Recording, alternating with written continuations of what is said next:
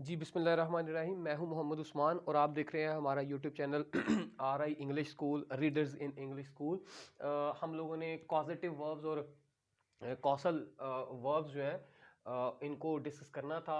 जो तीन मेजर हमने देखे थे, एक मेक, एक हैव और तीसरा लेट। आज हमारा ये लेट पर बात होगी। इसके बाद कुछ और माइनर भी जो कॉज क्रिएट करने के लिए यूज़ किए जाते हैं उन पर भी डिस्कस कर लेंगे।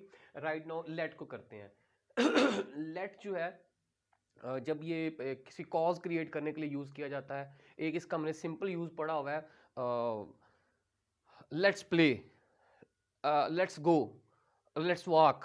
वो एक सिंपल इसका यूज़ है, वो कॉज में नहीं उसको हम करते हैं, वो लाइक सजेशन के लिए है, let's fly in the sky और कुछ ऐसा। अब हम इसको कॉजेटिव वर्ब के तौर पर कैसे यूज़ करना है, इसमें दो चीज़ें हैं, एक तो अलाउ के लिए और दूसरा परमिट, इनके लिए यूज़ करते हैं हम लोग। अब देखिएगा, लेट का जो यूज़ है बेसिकली दो तरह से हो सकता है कॉज क्रिएट करने के लिए। To give permission to someone और समथिंग है ये, समथिंग, टू समवन और समथिंग। ठीक हो गया। अब दूसरा क्या है इसका use, to make it possible to someone to have और टू डू समथिंग। पहला क्या है कि हम किसी को किसी काम की या किसी को या किसी चीज को परमिशन देते हैं कुछ होने की, कुछ करने की। और दूसरा क्या है, हम किसी के लिए पॉसिबल करते हैं कि वो कुछ चीज रख ले या वो कोई काम कर ले। अब ये समवन या समथिंग से मुराद ऑब्जेक्ट है। जैसे हमने स्टार्ट में भी पढ़े थे पहले दोनों वर्ब्स के साथ भी, समथिंग या someone means to object. Object दो तरह से आ सकता है, या तो वो कोई प्रोनाउन या नाउन होगा समवन, और या समथिंग कोई भी चीज या कोई नाम होगा किसी चीज का। ठीक हो गया। तो इसमें पहला जो है वो subject, then let, then someone. Here someone means something और समवन, और वो हमेशा ऑब्जेक्ट होगा। इस बात को आप लोगों ने जरूर याद रख लेना है, कंसीडर कर लेना है। मैं इसको यहां पर लिख देता हूं, इससे मुराद ऑब्जेक्ट है। और देन V1 मतलब बेस फॉर्म, मतलब बेयर इन्फिनिटिव यानी कि वर्ब की फर्स्ट फॉर्म। देखिएगा, they let us go out, they let us go out permission की सेंस में आ गया। They let us go out, they let us go out, उन्होंने हमें बाहर जाने दिया, जाने की इजाजत दे दी। We let them watch TV, we let them watch TV. अब यहां पर क्या है, दे लेट अस, ये ऑब्जेक्ट हो गया। ठीक है, गो आउट वर्ब की फर्स्ट फॉर्म आ गई इसके मुताबिक, ये ऑब्जेक्ट और ये गो। देन नीचे दे लेट देम वॉच टीवी। ठीक हो गया। अब समथिंग वॉच आ गया। ठीक हो गया जी। दे लेट देम वॉच टीवी, इसमें दोनों में क्या हो गया, वॉच जो है ये वर्ब हो गया और यहां पर देम आ गया, डन हो गया, और दैट्स इट। ठीक हो गया। ये था आपका जब सब्जेक्ट, लेट, समवन और समथिंग या ऑब्जेक्ट होता है और देन वर्ब की फर्स्ट फॉर्म आएगी। अब इसका एक और यूज है, गोइंग टू का यूज। पहले हमने लास्ट अपने लेक्चर में गोइंग टू हैव के साथ यूज किया था। I am going to have this one और दैट वन, कुछ कोई भी, I am going to have. अब हो जाएगा सब्जेक्ट और गोइंग टू का यूज करेंगे। गोइंग टू का यूज हमने पहले भी बात की थी कि ये नॉर्मली कोई एक्शन उसमें टेक प्लेस एक्चुअली नहीं हो रहा था, जिसमें जिस सेंटेंस में गोइंग टू का यूज हो जाए उसमें एक्शन एक्चुअली टेक प्लेस नहीं हो रहा था, बल्कि उस एक्शन के बारे में नोटिस दिया जा रहा था। जैसे I am going to teach, इसका मतलब ये हरगिज नहीं कि आई एम टीचिंग। समझ आ रही है ना बात की आपको।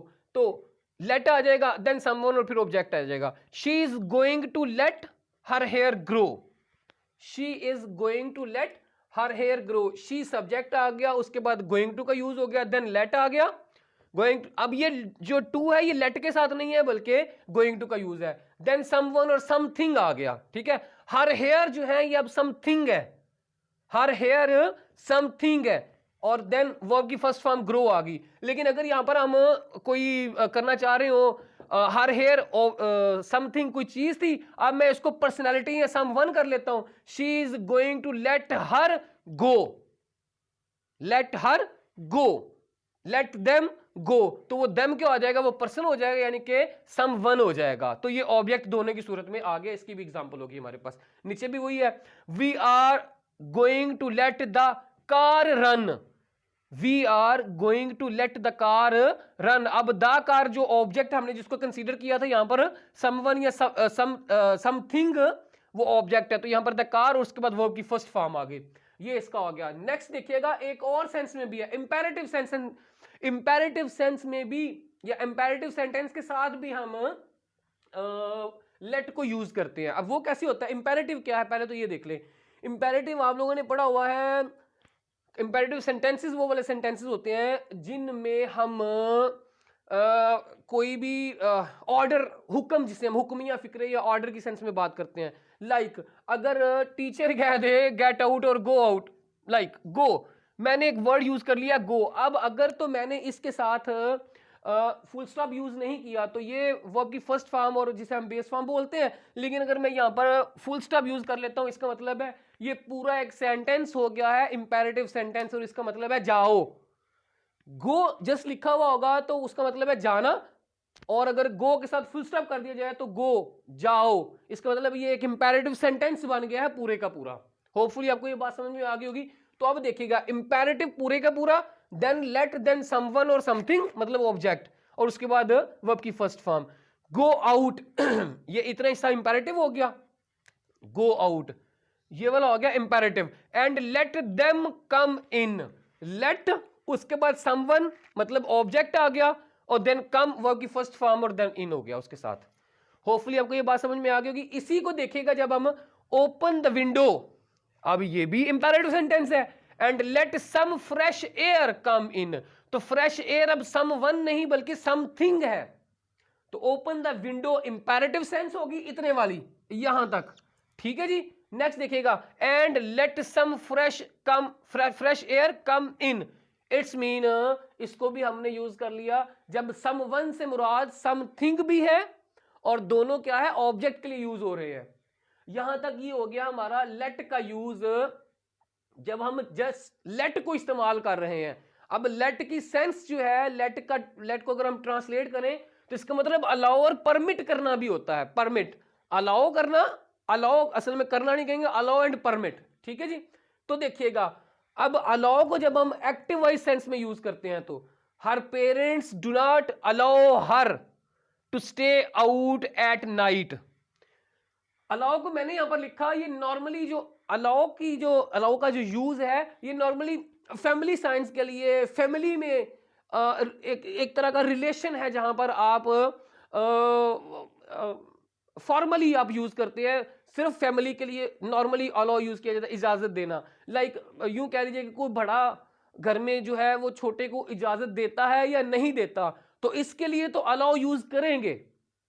ठीक है। लेकिन अगर हम परमिट की बात करें तो हम ये अगर कहें ना कि बड़ा छोटे को परमिट नहीं कर रहा, तो वो थोड़ी सी मतलब उसे हम परमिट को नॉर्मली ऑफिशियल यूज के लिए, पब्लिक साइंस के लिए इस्तेमाल करते हैं, और उसमें थोड़ा नेगेटिव सेंस भी होती है, और ये दोनों पैसिव वॉइस में भी यूज करते हैं। मतलब अगर हम लेट के किसी सेंटेंस को पैसिव यूज करना चाह रहे हैं तो उसके लिए फिर हम क्या करते हैं, ज्यादातर परमिट का यूज करते हैं, और सम हाउ उसको अलाउ भी यूज कर लेते हैं।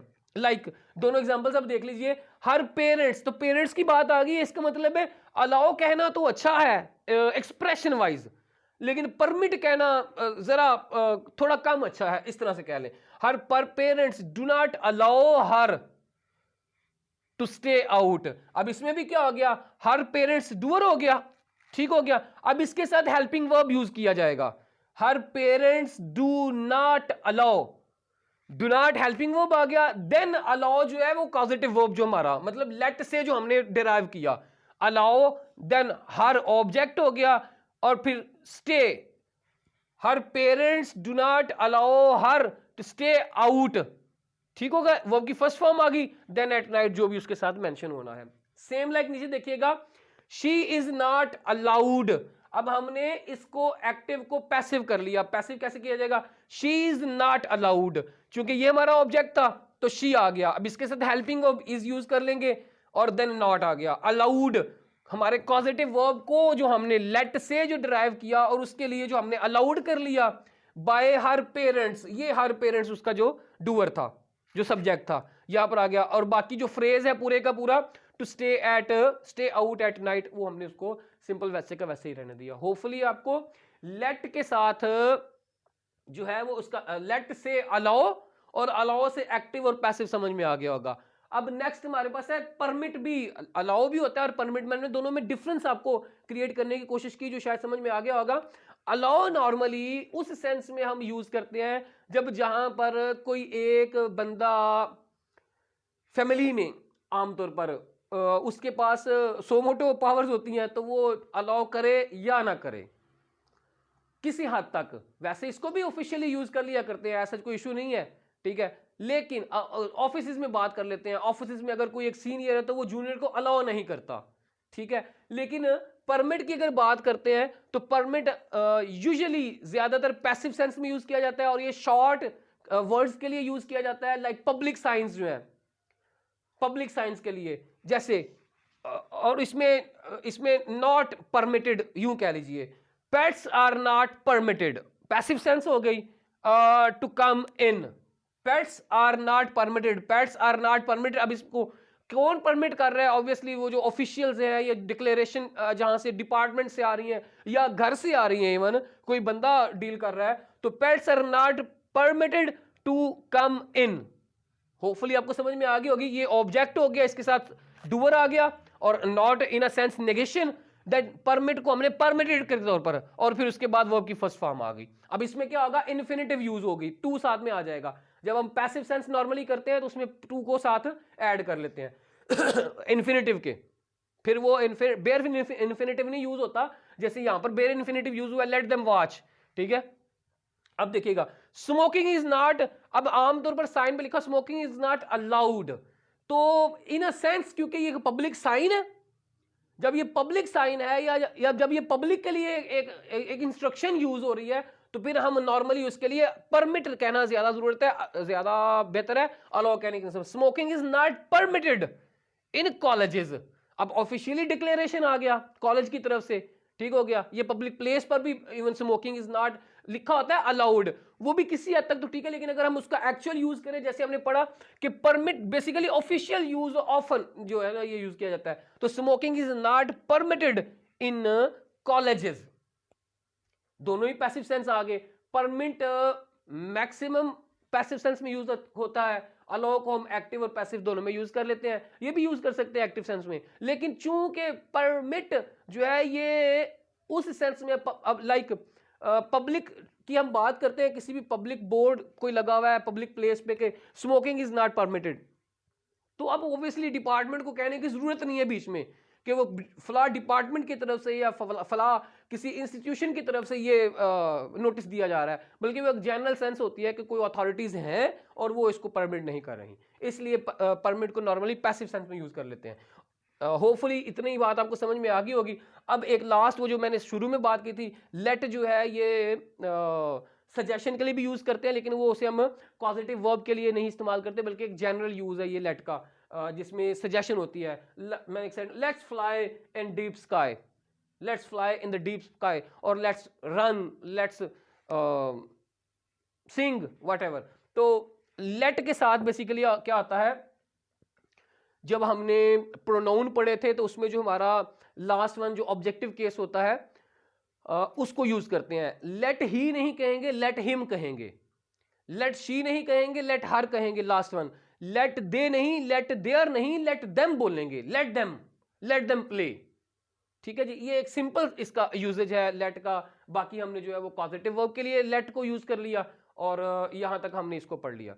आज के लिए इतना ही था।